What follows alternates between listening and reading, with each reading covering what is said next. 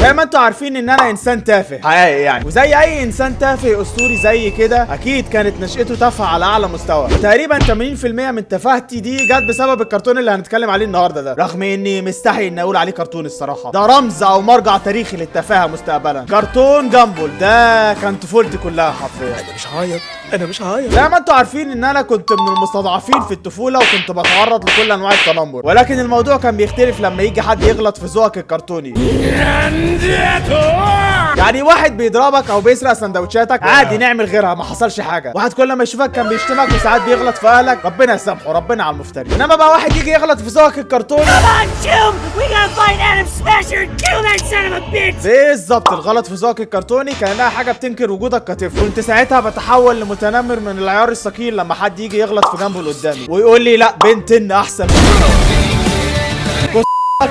بنتن. كنت ساعتها بقطع القميص واخش فيه شمال، يطلع انا جثه يا هو جثه، ما فيش حل وسط في الموضوع ده، لان دي مساله امن قومي لطفولتي. واحد فان لسبونج بوب، واحد فان لداني الشبح، واحد فان لفتيات القوة. لا ده احنا كده كلنا نتجمع عليه ونضربه، ولو فضل عايش يعني بعد كمية الضرب اللي خدها دي، كلنا كده كنا بنتجمع وبنقول له اين رجولتك؟ اين لحيتك؟ وبسبب الموضوع ده تحديدا كنت مخبي على اصحابي كلهم ان انا فان للجاسوسات. المهم النهارده هنعرف ليه كرتون جامبل كان الكرتون المفضل ليا في الطفولة، وبيتهيألي مش انا الوحيد اللي مفضل عندي.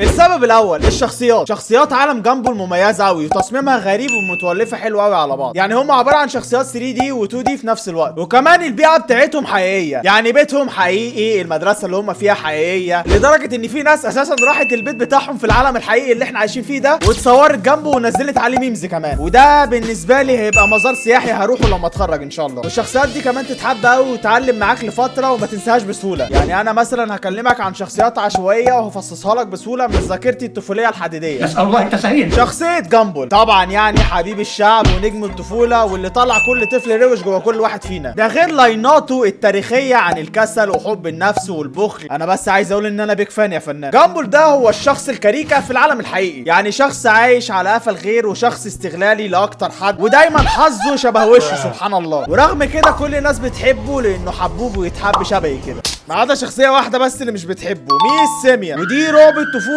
واللي كنت بشوفها في كل مدرسه تخش تدرسني في الفصل، وكنت بشوفهم كلهم قرود شبهها كده لدرجه ان انا كنت بكتم الضحك بالعافيه. وفي مره ما قدرتش امسك نفسي وقعدت اضحك لمده دقيقتين وخدت 5 عصيان على ايدي لسه معلمين لحد دلوقتي، ولكنها الصراحه كانت ورث لان انا اول مره اضحك من قلبي كده. ومن هنا بدات رحلتي التي لا تنتهي في التريقه والكومنتري على خلق الله. ميس سيميا دي هي خنزيره بس متنكره على شكل قرد، يعني بتعمل اي حاجه عشان تخليك يا تسقط يا تتذنب لمده شهرين واقف على رجل واحده بس. وليه استغفر الله العظيم بنت 60 لاري. وده ساعي البريد وعامل التوصيل وراجل المطافي والدكتور والسباك والنجار والتاجر وعامل النظافه وموظف البنك ومدير البنك وراجل الامن اللي شغال في البنك. لسه احنا بنسخن. لاري ده اقتصاد الدوله بحالها كده قايم عليه سبحان الله، لدرجه انه لما اخد بريك 5 دقايق بس عن التوظيف الاقتصاد بتاع البلد كله انهار مره واحده. انتوا من غيري ولا تسوا. ريتشارد واترسون القدوه اللي ماشي باسلوب حياته لحد دلوقتي، اسطوره القعده على الكنبه والكينج اللي كل حاجه يعوزها تيجي لحد عنده من غير ما يتعب نفسه. ده راجل مراته بتصرف عليه وعياله بيخدموا عليه كمان وحاسين نفسهم مقصرين معاه. انت متخيل؟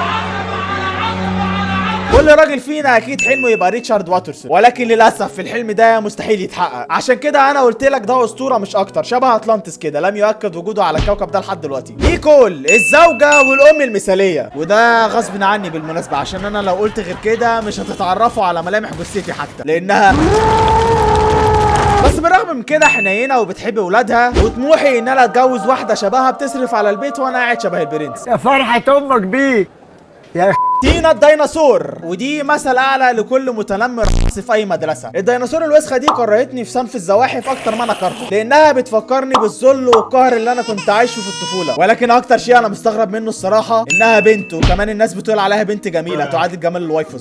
انايس اعظم اخت ممكن الشخص يتمناها في حياته، بتعمل لك الواجب، بتنصحك في حياتك، بتحل لك مشاكلك العاطفيه والنفسيه والجسديه، وكمان طفله كيوت شبه القطط ممكن وانت زهقان تروح تطبطب عليها. ولكن ذكائها العالي ده خلاها تعدي جامبل في السنين، يعني وهي عندها 4 سنين دخلت الاعداديه، يعني لما تكبر ممكن تعايرك وتهلك افيان في رايحه والجايه، فتاتي بمحاسنها وعيوبها. اعتقد داروين، لا ده مش هنتكلم عليه والعياذ بالله، ده بيدعم نظريه التطور.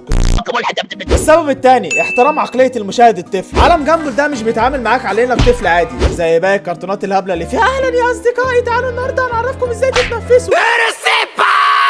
عالم جامبل بيربيك انك تكون طفل ميم لورد زعيم، وبيطلع الطفل الجيجا تشاد اللي جواك، لانه ببساطه اول كرتون اشوفه مش بيخاف من اي حاجه حواليه، وبيسكت كثير من الاسقاطات على العالم الطبيعي اللي احنا عايشين فيه، يعني تحسهم فعلا مدرسه طبيعيه وفيها حاجات كتير قوي بتعكس الواقع اللي احنا عايشين فيه، وفي نفس الوقت محافظ على جزء الخيال اللي فيه، فبيعملوا الصراحه ميكس فشيخ قوي، وده بيتهيألي سبب نجاح الكرتون ده انه يفضل معلق معايا كل الفتره دي، لدرجه ان انا لسه لحد دلوقتي بخش اشوف حلقات وافضل اضحك لحد دلوقتي، لان افكار المسلسل ده بتفهمها اكتر لما بتكون كبير وانت صغير، لانك ببساطه بقيت اكتر سفاله لما كبرت. وعلى ذكر السفاله، جامبل ده هو اول كرتون اشوف فيه حرفيا ايوه شخصيه كرتونيه ذكوريه بس عشان ما نروحش في داهيه، وده حصل لما كان جامبل في الغابه، وساعتها انا اتصدمت من هول الموقف وقلت معقوله الكرتون دول هم لدرجه ان انا رحت قلت للوالد ساعتها بابا الكرتون اللي انا بتفرج عليه ده قليل الادب قوي وبيعرضوا كنت طفل كيوت ساعتها مش عارف اقول كلام سافل، بس عامه الوالد جمع وقمتشني قلم وشال التلفزيون من الاوضه، ومن ساعتها انا بقيت عراب مش بيثق في اهله ابدا بسبب قسوه هذا العقاب الملعون، لان ما كانش صح تعمل كده. السبب الثالث الافكار المبتكره لكل حلقه عن الثانيه. عالم جامبل ده اي فكره، ايوه اي فكره ممكن يعملوا حلقه عنها وتطلع افشخ ما يكون، وتخليك كمان تضحك من قلبك لفتره كبيره. ده حتى يا راجل من نجاح الحلقات في فريق صيني تقريبا قرروا يعملوا تقليد رخيص للمسلسل، وحولوا جامبل ساعتها المعزه وقلدوا كل حاجه حرفيا في المسلسل، فبتوع جامبل لما سمعوا الحوار ده عملوا حلقه عليهم مخصوص وسموها المقلدين،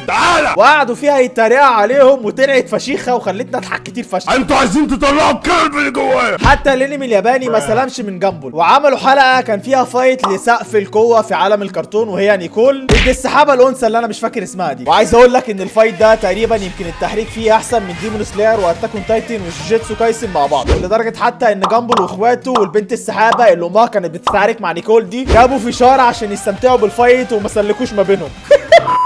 وفي مره كارتون نتورك اللي هي القناه اللي بتذيع يعني الكرتون كانوا بيعملوا حاجه فشيخه قوي ساعتها، اللي هما بينزلوا طول اليوم حلقات لمسلسل واحد بس وبيكون يوم الجمعه عشان اجازه يعني، فكانوا بيخيرونا بين 3 كرتونات معينه وانت تخش تصوت للكرتون المفضل ليك عشان يتذاع اليوم ده، فلما عرفت الحوار ده وجه اليوم اللي كان فيه جامبل بيتصوت ليه دخلت صوتت من موبايلي وموبايل الحاج والحاجه، ولما طلعت النتائج لقيت جامبل كسبان بنسبه 98%، وهنا انا عرفت ان انا عايش في عالم فيه اطفال يمتلكون ثقافه زيي بالظبط، واليوم ده كان احسن يوم جمعه في طفولتي كلها تقريبا، وفضلت قاعد قدام التلفزيون من اول الصبح لحد الليل ما يجي.